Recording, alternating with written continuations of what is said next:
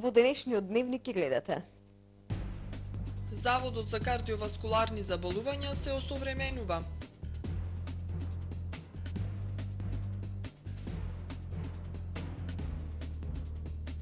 Почесни конзули на Македонија во посета на Охрид.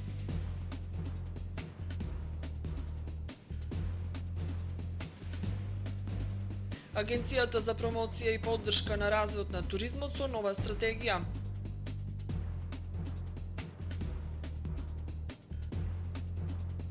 Голем фонд на часови и проблеми со интернет.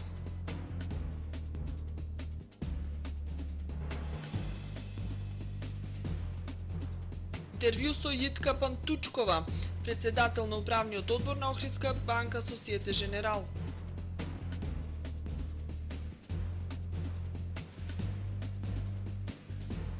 Пас која даде својата одбрана пред судот, барал богатство во интерес на државата. Следува временската прогноза. Производство и монтажа на инокс огради, монтажни скали и кунски работни маси од нерагесувачки челик.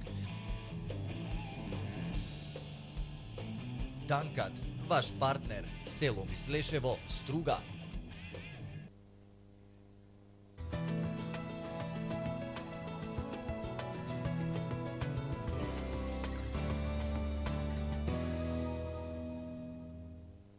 Денес во нашиот град времето беше облачно со услови за повремени врнежи од дожд. Измерена беше максимална дневна температура од 16 степени Целзиусови, додека воздушниот притисок изнесуваше 1025 хектопаскали. Во Охрид денес дуваше и умерен ветер од југоисточен правец. Нестабилно со врнежи од дожд утре ќе биде времето над Скандинавија, северозападна Европа, на Апенинскиот и Балканскиот полуостров.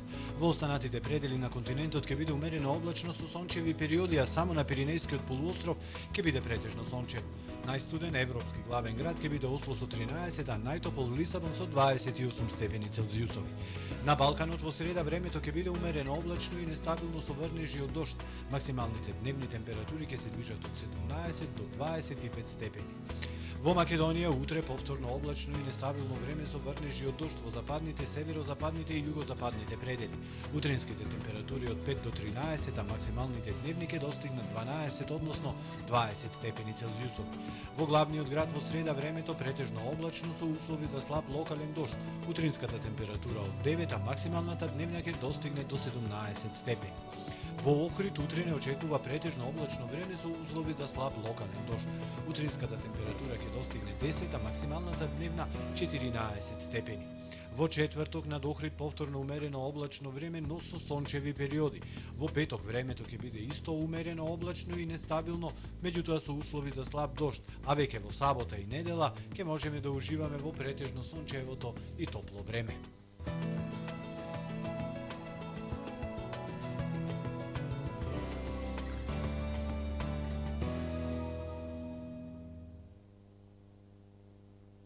Гледавте Метео на ТВМ во соработка со компанија Бако.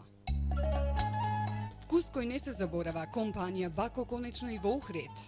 Светски стандард за производство и преработка на зрнести, јаткасти производи, прашкасти и кондиторски материјали, бомбони, чоколади, сите видови суво овошје, локум, житарици и здрава интегрална храна. Хранете се здраво, живејте долго со производите на Бако.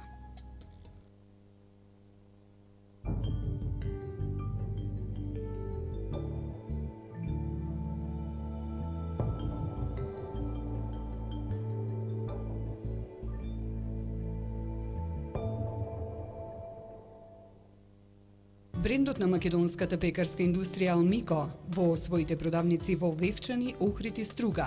На вашата трпеза носи повеќе од 100 производи направени од рацете на искусните вевчански пекари. Ржан интегрален и диетален леп, одличен вкус и квалитет, млечен ресторан Алмико. Компанијата Екошпар произведува печки и котли на пелети по највисоки европски стандарди за квалитет. Намалете ги за секогаш месечните давачки за греење со печките Екошпар кои се вистински хит во Европа. Солара, Тукана, Карина, Алба, Аурига, Галена, Комби. Одберете ја онаа што најмногу ви одговара.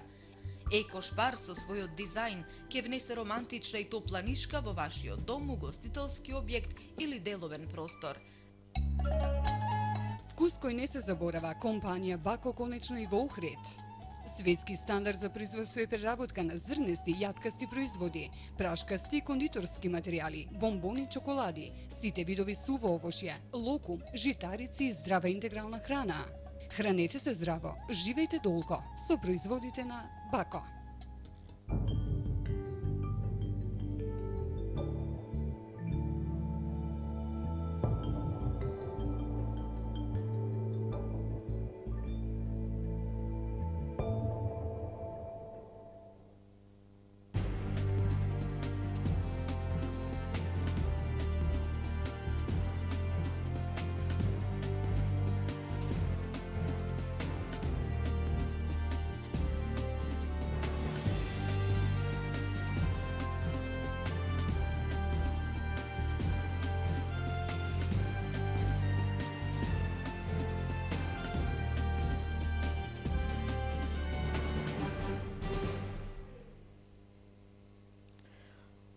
Почитувани гледачи, добар ден. Прво издание на Дневникот.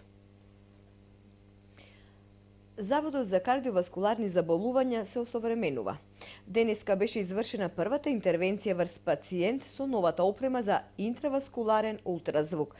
Станува збор за современа метода со ултразвучна диагностика, која ќе помогне во подобро и побрзо разоткривање на стеснувањата на крвните садови на срцето.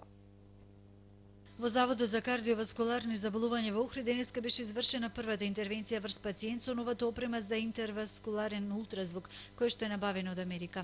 Опремата е набавена со сопствени средства на заводот, а првата интервенција ја реализира поранешниот директор на заводот и актуелен градоначелник на Охрид доктор Никола Бакрачевски, заедно со доктор Власис Нинос од клиниката Сент Лукс во Солун. Доктор Бакрачевски пред новинарите истакна дека новата техника е современа метода, која што овозможува ултразвучна диагностика на коронарните крвни садови, интраваскуларен ултразвук со кој перформансите на ова лабораторија и тоа како ќе се подобрат. Ќе имаме можност да ги подобриме не само диагностичките перформанси во насока на подобро разоткривање на стенозите односно стеснувањата на крвните садови на срцето, запознавање со природата на наслагите во тие стеснувања, присуство на проблематични лезии кои што со обична ангиографија не може да се видат, односно сите оние недостатоци кои што со коронарната ангиографија не може да се видат, ќе можат да бидат исследувани со помош на интраваскуларен ултразвук.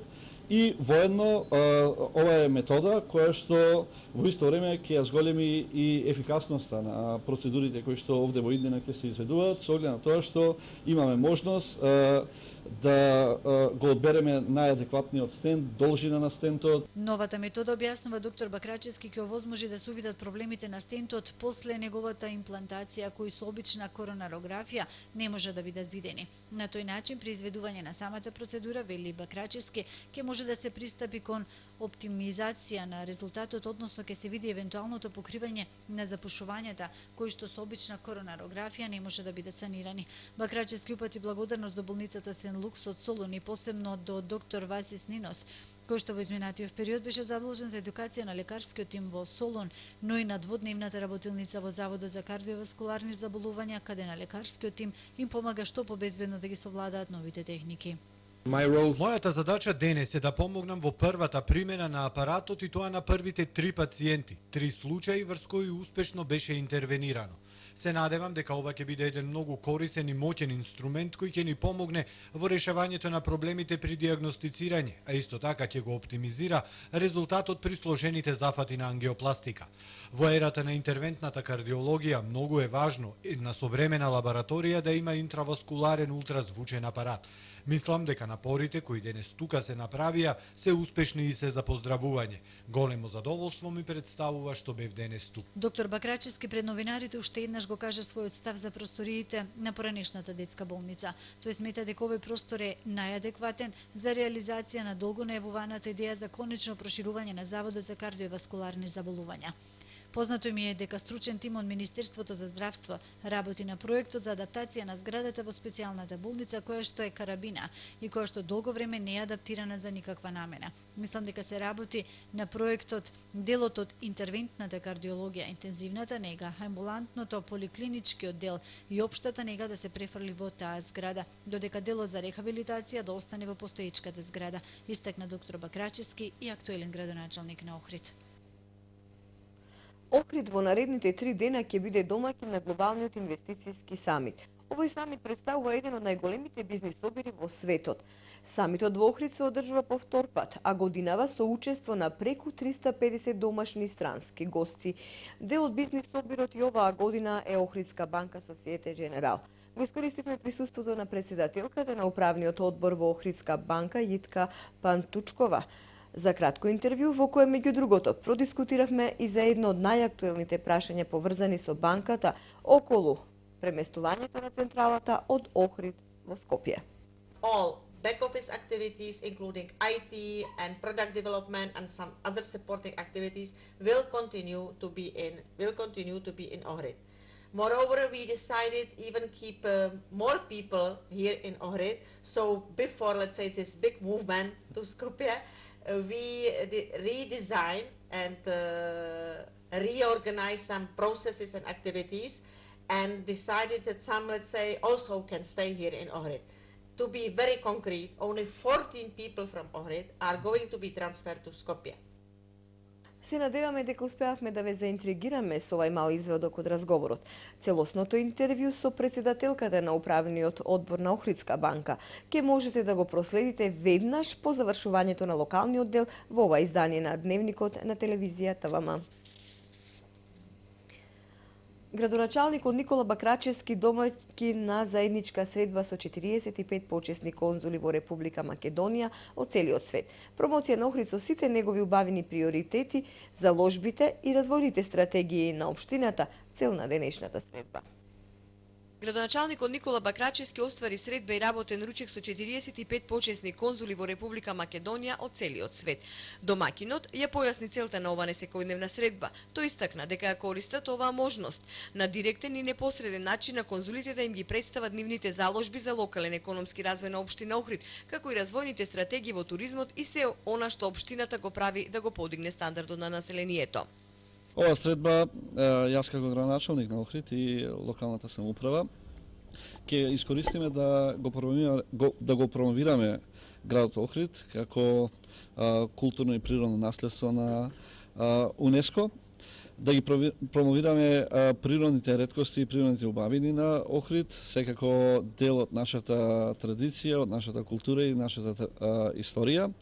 И секако да ги презентираме нашите потенцијали во делот на туризмот, а секако и во делот на лесната индустрија, во делот на земјоделието, можностите за развој на медицински туризам, во развој на образовни дејности и слични намени. Конзулите од Индија и Алжир веќе размислуваат за искористување на бизнис можностите кои ги нуди нашиот прекрасен Охрид. Како представник од Алжир, сигурен сум во сиот потенцијал кој го имате овде. И исто така најважното нешто, забавата за постари луѓе што ја имате овде. Сигурен сум дека можеме да направиме многу работи тука. Ова е прекрасно место со неверојатен поглед. Мислиш дека кој да дојде овде ќе се заљуби во ова место. Разгледуваме многу бизнис можности овде, особено во гостителството, скијањето, па ќе видиме што може да се направи, затоа што многу индици би сакале да инвестираат во така убаво место. Навистина како да не е од овој свет, со прекрасни луѓе. Работниот ручек и средбата беа одржани попладнево во Вила Света Софија. Почесните конзули беа воодушевени од гостопримството и убавините на Охрид. Воедно тие упатија порака дека своите импресии за Македонија, посебно за Охрид, ќе ги пренесат во земјите од каде што доаѓаат и сметаат дека Македонија има голем потенцијал кој треба да се искористи. Нови ветришта ќе дувнат во Агенцијата за поддршка и промоција на туризмот. Новиот директор Кристијан Џамбазовски најави интензивна работа, многу заеднички проекти со представниците од туристичкото стопанство, но и од научната фела. Туристичките работници со оваа промена се надеваат на подобра комуникација со првиот човек на агенцијата и поголеми ефекти во туризмот. Кристијан Џамбазовски, новиот директор на Агенцијата за промоција и поддршка на туризмот, најави нов начин на работа на ова тело. Тој кажа дека ќе се применат старите начини на промовирање на туристичките вредности на државава како што се семите, но ќе се изнајдат и нови форми. Целта е да се направи спој помеѓу класичното и модерното. Џамбазовски вели дека моменталната состојба во агенцијата не е сјајна. Ке треба време и заеднички ангажман за да се надминат проблемите кои се јавија посебно во изминатите 5 месеци, кога практично немаше директор на агенцијата, бидејќи претходниот Јордан Трајков поднесе оставка. Џамбазовски вели дека мора да се обноват раскинатите врски со туристичкото стопанство и со научната фела, а и да се работи на повторно стекнување на довербата кај странските клиенти. Можеме да напредуваме, има голем простор за напредување. Со една правилна презентација во соработка со стопанството, со туристичките комори, можеме да постигнеме сериозни резултати и од друга страна со поддршка во делот на креација на нови продукти во туризмот, можеме да бидеме конкурентни на меѓународниот пазар. Председателот на ХОТАМ, а воедно и член на Советот на агенцијата Дончо Танески, вели дека туристичката фела во регионов со нетрпение очекувала да се рестартира Агенцијата за промоција и поддршка на туризмот. Тие очекуваат позитивни промени, бидејќи како што кажува, досегашното ниво на соработка со екс-директорот Трајков било многу ниско, па поради тоа имало и слаба реализација на плановите, лоши ефекти и слаб бенефит во туризмот. Работите се движат во позитивна насока, комуникацијата е воспоставена, комуницираме и во средби директни, комуницираме и преку имејл, комуницираме и преку телефон, така да од сето ова до сега што се случува, очекуваме дека соработката ќе биде безпрекорна, комуникацијата ќе биде безпрекорна, а тоа носи плодови секако. Танески потенцира дека првите резултати од работата на агенцијата со Џамбазовски на нејзино чело ќе се видат наредната есен. Тој за компарација се послужи со една народна мудрост, дека јагнињата се бројат на пролет. Родителите и наставниците реагираат дека фондот на часови за основците е огромен, дека децата се оптоварени со обем на настава и информации кои не соодействуваат за возраста на учениците. Министерот за образование Спиро Ристовски не се согласува. Вели програмата за основно образование е доволна и соодветна за возраста за која е наменета. За проблемот пак со слабата интернет конекција во училиштата од руралните средини, министерот Ристовски ветува дека наскоро ќе биде решен. Учениците од прво до четврто оделение се потешко се справуваат со преголемиот фонд на часови, преоптоварени се и не можат да го следат материјалот, реагираат нивните родители. Само за информација, во прво оделение 9-толетка, фондот на часови изнесува 21, во второ оделение 25 часа, додека во трето оделение 28 часа. Од Министерството за образование и наука не го делат ова мислење. Министерот Спиро Ристовски вели дека фондот на часови е сосема доволен и соодветен на возраста на учениците. Програмите се изработувани врз основа на стандарди кои што ги работи бирото, односно Бирото за развој на образование, односно Министерството, во соработка и анализа која што ја работев МИСУ, УНИЦЕФ и за странски експерти од Англија, констатирано дека се доволни, можеби треба да се работи поединечно или во определени школи околу динамиката и начинот на кој што се предаваат дел од материјата и на кој што им се делегираат дополнителни работни задачи поврзани со училиштето. Но генерално по бројот на часови предмети сметаме дека е доволно и ги задоволува потребите на децата. Бројните реформи спроведени во образовниот систем и нивната имплементација во наставата во голема мерка зависат од интернет технологијата, што од друга страна резултира со дополнителни проблеми во образованието, посебно во руралните средини. Слабата интернет конекција им задава проблеми на наставниците во водењето на задолжителниот електронски дневник, посебно во руралните средини. Во Охридско се уште има села во кои интернет конекцијата воопшто и не е инсталирана. За овој проблем Министерството за образование има сознанија, а министерот Ристовски неодамна вети негово решавање. Веќе работиме и на тој проблем на решавање. постоја во определен, посебно во дел од руралните средини, постоеше мал проблем со интернет конекцијата, кој што очекувам во следните денови да биде отстранет, бидејќи веќе тимови на соодветниот оператор и на Министерството се на терен и ги отстрануваат сите проблеми кои што резултираат со слаб доток на интернет, така да во најскоро време очекувам и тоа да биде комплетно санирано. Ние точно имаме информација каде има проблем со доток на интернет и така да во тие моменти доколку се констатира дека заради таква неможност не биле внесувани податоци во едневникот, нема да подлежат на одговорност, бидејќи не е поради нивна неодговорност проблемот. Останува да видиме дали од Министерството и одговорниот интернет оператор навреме ќе реагираат и ќе го решат овој проблем со кој години наназад се соочуваат подрачните единици од училиштата во руралните средини од Охридско. Локалната самоуправа бара погодна локација за изградба на марина. Се анализираат повеќе места на атрактивниот појас од пристаништето па се до каналот Студенчишта. Краен рок до кога би се изградило современото прифатилиште за глисери и чамци нема. Од капетани укажуваат на потребата час поскоро Охрид да добие марина. Околу 1200 собственици на пловни објекти регистрирани во Охридската капетанија чекаат изградба на современа марина. Потребата од изградба на прифатилиште за глисери и чамци е потребна, нагласуваат и од капетанија. Од локалната самоуправа бараат погодна локација за изградба на марина, информира портпаролот Томе Џамтовски. Постои план за изградба на марина и уредување на крајбрежниот појас во најатрактивното централно градско подрачје и каналот Студенчишта.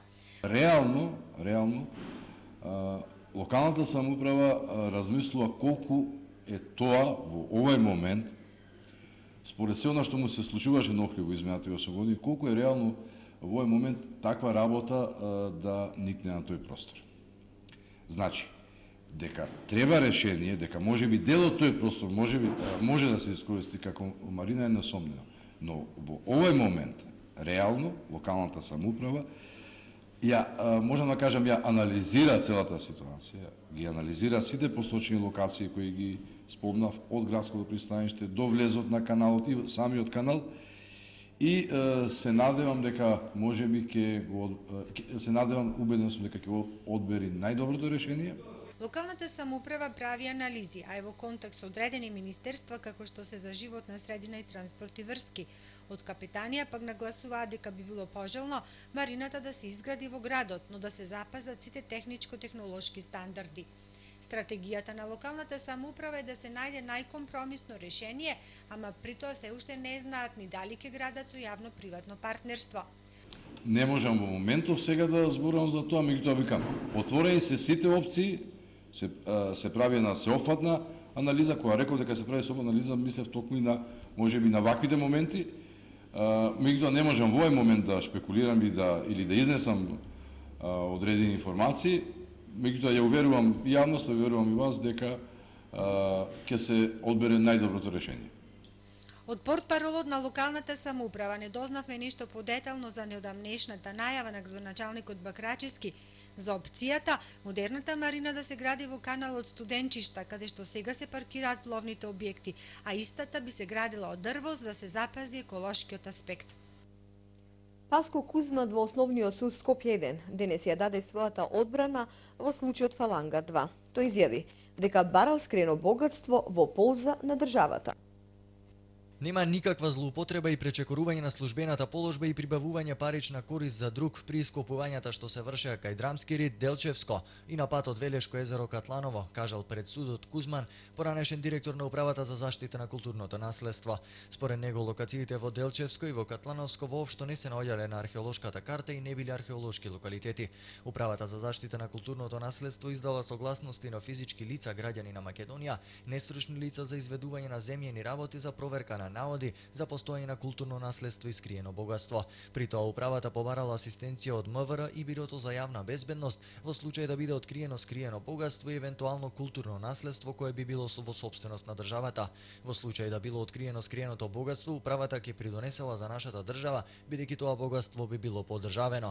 Во својот исказ тој тврдеше дека на МВР исплатил над 3 милиони денари буџетски пари за полициска асистенција. Според Кузман, во случај да било откриено културно наследство, физички Физичките лица кои изведувале земјини работи би се надевале на награда што и законски би им следувала, но бидејќи не било пронајдено ништо, тие не добиле ниту денар. Полицијата го сомничи Кузман дека заедно со уште тројца вработени во управата во 2011 година незаконски издавале дозволи за искупување на локалитетите Драмски рид, Делчево и на патот Велешко езеро Катланово и повикувале полициска асистенција да ги обезбедува археолошките локалитети и не плаќале, со што го оштетиле буџетот на МВР за 1,2 милиони денари. Инаку во судскиот процес за Фаланга 2 им се суди на вкупно 15 обвинети, меѓу кои на поранешниот директор на управата за заштита на културното наследство Паско Кузман. Двајца од обвинетите се во бегство и постапката за нив ќе се води одвоено. И како што најавивме, следува интервјуто кое колегата Мишел Наумовски го снеми со Јитка Пантучкова, председател на управниот одбор во Охридска банка Societe Generale. Пантучкова ја запрашавме зошто менаџментот на Охридска банка втора година поред го спонзорира и учествува во Македонскиот глобален инвестициски самит. Кои се причините за поддршката која даваат на оваа иницијатива? Господјо Пантучкова, ова е втора година каде што вие се јавувате како спонзор и како учесник всушност во Македонскиот глобален инвестициски самит. Кажете ни точно зошто го спонзорирате овај самит? For Ohridska Banka Societe Generale is very important not only to be involved in daily support activities of different parts of the economy, but also to support and participate in the creation of successful future of the whole economy. And taking into account the agenda of this summit and the list of the speakers, we are pretty convinced that such summit can significantly contribute, let's say, to the better understanding of the Macedonian economical potential. That summit can attract additional foreign investors, and new foreign investment are crucial one for the future economical and social development of the country in the forthcoming period. Moreover, I think that Ohridska Banka Societe Generale is really good proof how foreign investment could be successful in your country. Така. Може ли да бидете малку попрецизна? I came to Macedonia in January 2010, and since that time, Ohridska Banka has been passing really significant development. We reorganized and restructured the whole bank. We practically doubled our market share. We significantly increased our client portfolio, our product portfolio, including its quality. We were really able to decrease cost-income ratio and significantly increase our profitability. We also reorganized our branch network, and in some places we opened a new branch. For example, Gevgelia, Bunarchik is the last example. In some places, in some towns, we reallocate the existing branch to be more close to the client and to better meet their expectation and wishes. Generally speaking, we were able to transfer Ohridska Banka Societe Generale from, let's say, the regional bank to really national one. And now we are approaching, let's say, the next step or last step, because end of October we are going to open the new headquarters of the bank in Skopje. Што ќе значи оваа промена за Охридска банка Societe Generale? It's true that up to now, let's say, the management of the bank was partially situated here in Ohrid and partially in Skopje. And this division or this situation doesn't allow us fully use the professional capacity of the people in the bank. So also, let's say, the commercial part, which is in Skopje, was placed in different part of the city, and to communication among the people was, of course, let's say, a little limited by this fact. So we decided, let's say, to centralize commercial and management of the bank. It means BOD, commercial and front office and back office activities in the Skopje, and it is the reason for the new building. But it doesn't mean that we will go as a whole bank to the Skopje. Significant part of the bank will continue to be active here in Ohrid. Така, што ќе значи тоа за Охридскиот дел од Охридска банка Societe Generale? First of all, as I said, the new headquarters allows us to centralize commercial part of the bank in Skopje.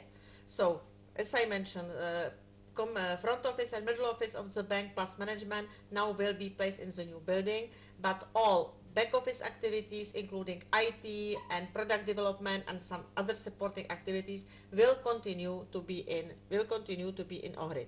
Moreover, we decided even keep more people here in Ohrid. So before, let's say, this big movement to Skopje, we redesign and reorganize some processes and activities, and decided that some, let's say, also can stay here in Ohrid. To be very concrete, only 14 people from Ohrid are going to be transferred to Skopje. We also suppose that the successful story of Ohridská banka Société Générale will continue in the future. And as a proof of it, now, for example, we opened the hiring process for the 5 new positions in the bank, and 2 of them are for our, let's say, the Centrala or big building here in Ohrid. To open the new headquarters in Skopje, it is not the last step. I really believe that our building in Skopje is really a building which corresponds with the needs of the bank in 21st century. But we would like to offer the same conditions, the same environment to our employees and clients also in Ohrid. So it was approved not only by local management but also by Paris that beginning of 2014, big reconstruction of our building here in Ohrid will start. So we will be able, let's say, to offer client, employees, to the whole community the same conditions, same environment, same face of the bank. Госпоѓо Пантучкова, јас ви благодарам за вашето гостување и за одвоеното време за ова интервју. Thank you very much. Во продолжение дел од вестите кои ги пренесоа светските агенции. Над 10.000 лица според полициски податоци мирно протестирале доцна синоќа во Рио де Женеиро во знак на поддршка на барањата на наставниците, но подоцна протестот преминал во инцидент со 200 маскирани анархисти кои направиле голема штета во центарот на градот. Со извикување на паролата "Оваа власт ке падне", илјадници демонстранти, професори и симпатизери оделе мирно по авенијата Рио Бранко до плоштадот Синеладнида, каде што е сместен и општинскиот совет. Токму на тоа место избиле и првите инциденти кои ги предизвикале околу 200 припадници на Блек Блок с маскираните анархисти. Еден автобус е запален, скршени се стакла од киосци и банки, а деловите на интериерот се ставени како барикади. Групата маскирани анархисти ја кршеле влезната врата од Советот, дел од нив фрлеле и бомби и палеле канти со смет. Полицијата со помош на солзавец успеала да ги растера демонстрантите. Соединетите американски држави имаат уште 9 дена за усвојување на зголемувањето на лимитот за задолжување на владата, бидејќи доколку демократите и републиканците не успеат да постигнат договор, државата за прв пат во историјата ќе остане без готовина и не би била во состојба да ги плаќа доспеаните обврски. Како се приближува 17 октомври, вниманието на политичарите и јавноста од буџетската криза се насочува кон нови проблеми, а тоа е зголемувањето на лимитот на задолжување, бидејќи од тој ден ќе биде достигната границата до која може да се позајмуваат пари за плаќање на сметки, така наречениот таван на долгот. И демократите и републиканците во овој момент не покажуваат знаци да прифатат било каков компромис со другата страна. Економистите пак предупредуваат дека во случај на неусвојување на зголемениот лимит за задолжување на владата ќе се случат катастрофални последици, не само за американската, туку и за целата светска економија. Италијанските нуркачи во водите кај сицилијанскиот остров Лампедуза ја продолжуваат потрагата по телата на жртвите од бродоломот од минатиот четврток, со што вкупниот број достигнува 235 удавени, но веројатно ќе ги има и повеќе според локалните власти. Првата екипа нуркачи се врати со 4 тела од остатоците, ослободили уште неколку тела, но уште треба да бидат извадени на површината. Станува збор за тешка операција поради јажињата и каблите кои плутаат по водите. Ова е изјава на Леонардо Рики, портпаролот на крајбрежната стража на Лампедуза. Локалните власти пак на Сицилијанскиот остров поведува истрага за кривично дело масовно гинење на луѓе, а според локалните медиуми еден од осумничените криумчари на африкански бегалци по потекло е од Тунис. Обвинителството од Агриганте на Сицилија, кој што ја води истрагата за хаваријата, издаде налог за апсење на 35 годишниот тунижанец Калед Бен Салама, кој се смета за капетан на потонатиот брод. Бен Салама беше приведен веднаш штом првите преживеани пристигнаа на Лампедуза. Во Италија, која е зафатена од бран бегалци од почетокот на 2013 пристигнале повеќе од 30.000 бегалци. Според податоците на невладините организации, меѓу 17 и 20.000 бегалци од Африка ги загубиле животите обидувајќи се да го преплуват Средоземното море во последните 20 години. Питер Хикс од Велика Британија и Франсоа Англер од Белгија се добитници на годинешната Нобелова награда за физика за нивната работа во врска со честичката за која се верува дека е клучна во објаснувањето на универзумот. Хикс е првиот кој го предвиде постоењето на таа честичка уште во 1964-та, позната како Божјата честичка, но неговата теорија беше потврдена во поново време во истражувачкиот центар ЦЕРН во Швајцарија. Ова е се што подготвивме за првиот информативен блок. Останете со ТВМ. Пријатно!